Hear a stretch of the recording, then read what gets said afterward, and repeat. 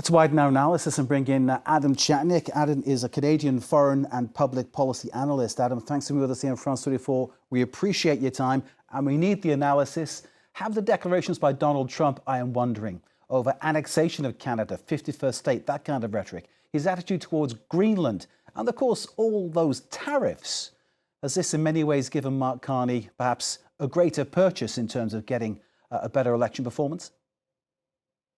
I think absolutely yes. Mr. Carney has even said that if there were no crisis with the United States, there would be no Mark Carney in this election.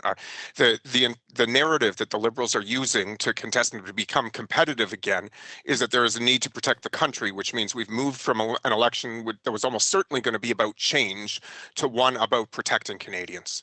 So protectionism of a sort, of course, that is a loaded word, so I'll avoid using it. What did the Conservatives stand for in this election?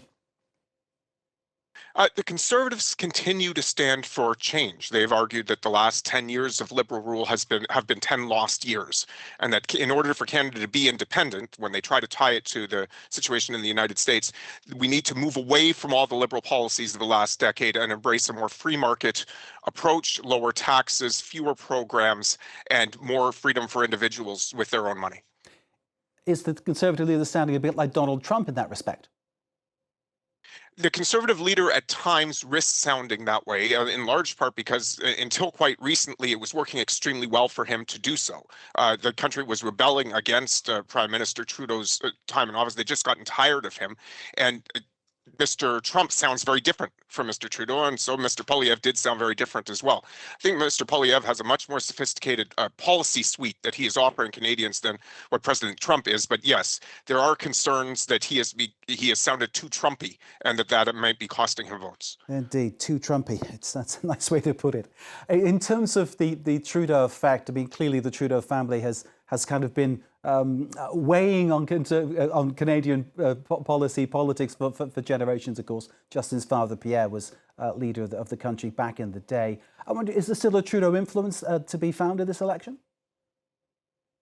I think the Liberals have tried very hard to make sure that there isn't. And Mr. Trudeau has made almost no appearances and said almost nothing. He made a couple of appearances in the riding that he used to be the member of parliament for to support his replacement candidate in that riding. But other than that, he has stayed completely off the radar deliberately, because I think Canadians still, even if they're voting Liberal, are voting for some sort of change. Adam, what kind of issues are Canadians really concerned about? What will be the big sort of like red button, hot button topics that Canadians will sort of get really excited about in this election? So on one side, there is this American menace led by a president who wants to acquire us, it sounds like. On the other side, there are cost of living issues, housing issues, crime issues that Mr. Poilievre has been pushing to the front of the agenda. So one is an outward-looking existential crisis, and one is much more of an inward-looking personal crisis. And in terms of meeting those needs, do you get a sense that one candidate is better equipped than the other? Is there a sense of maybe another candidate who perhaps could have, as yet, an unforeseen influence on the final result?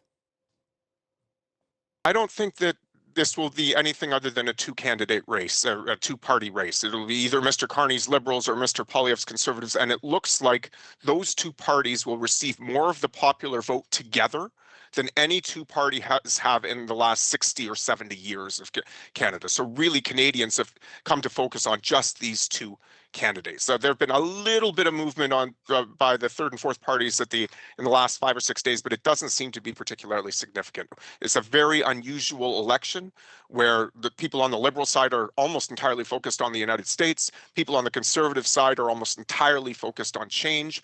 Those who don't normally support Liberals or Conservatives are either, if they're to the left, very uncomfortable with Mr. Poilievre, and if they're to the right, disgusted by the left and therefore willing to go with Mr. Poilievre. There is that split. I can recall reporting on a truckers' dispute going back quite a few months.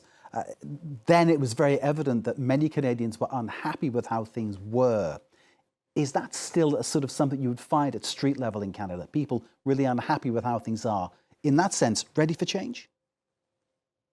I think that, yes, Mr. Poilievre is polling at about 39%, and just about all of those people are utterly frustrated with the way that things are right now, and are to them it's existential that we get rid of this party, this Liberal Party that has driven Canada to this place that they are so uncomfortable with.